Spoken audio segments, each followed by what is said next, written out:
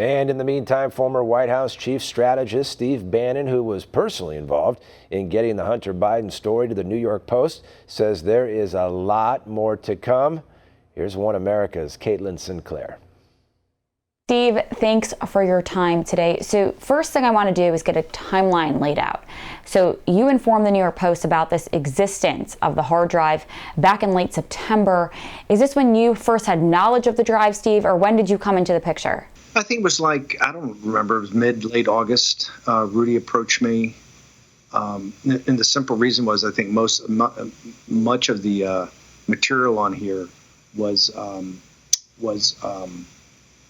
dealing with China, with the CCP, Chinese Communist Party. Okay, so because of your expertise with China, they reached out to you. That's how you got involved. I think maybe also, Ted, that I'm pretty good at weaponizing these types of things.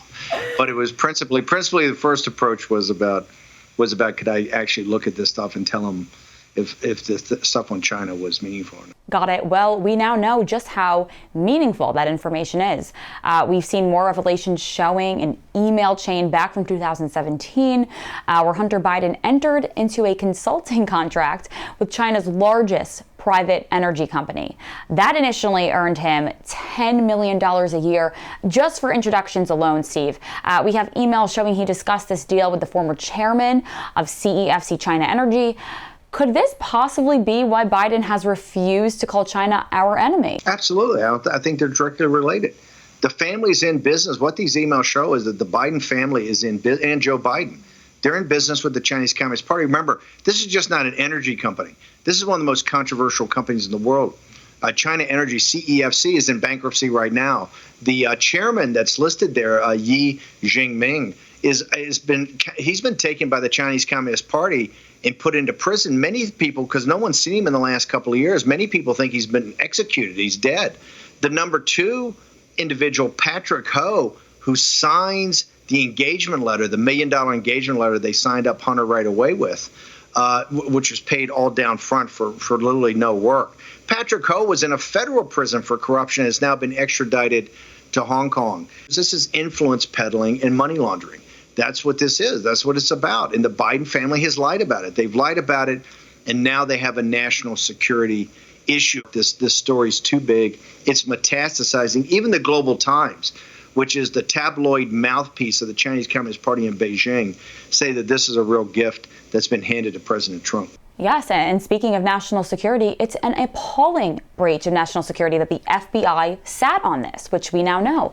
It makes you question, what other seditious actions have they taken?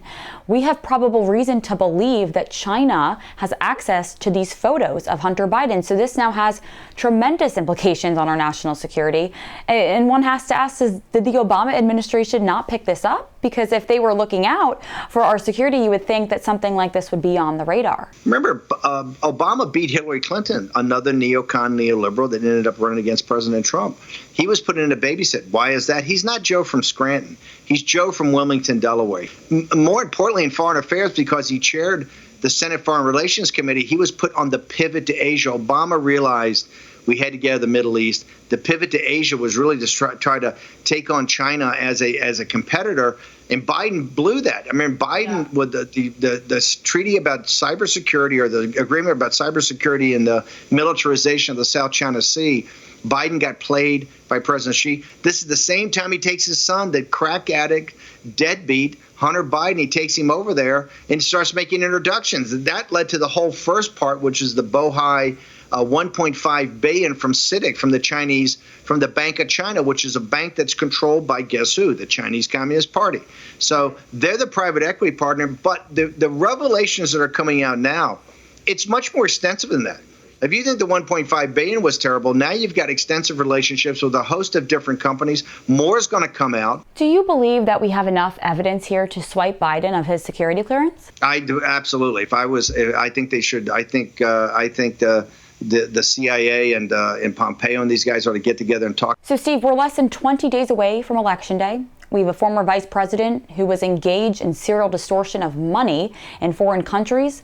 We have evidence. We have emails. How is this a hard case to prosecute? I've personally seen what's on this drive myself, and boy, some of those pictures constitute crimes. Will the American people actually get to see those? I think you're going to see more stories coming out about their corruption, about who they're in business with and how they've lied to people. And then I think you're going to start to see videos, photography, videos, other things, audios about how they comport themselves, what type of people they are, right? Who exactly are these people? How do they comport themselves? Who they are? And for those people that Joe Biden raised, what's the reflection on his character as an individual, as a man and a father? Apple doesn't fall far from the tree. We'll let the American people judge for themselves. Thanks, Steve. Want to see more videos like this? Click on the link below and subscribe to One America News on YouTube, and call your cable provider and kindly demand that One America News is added to your lineup. Call and subscribe today.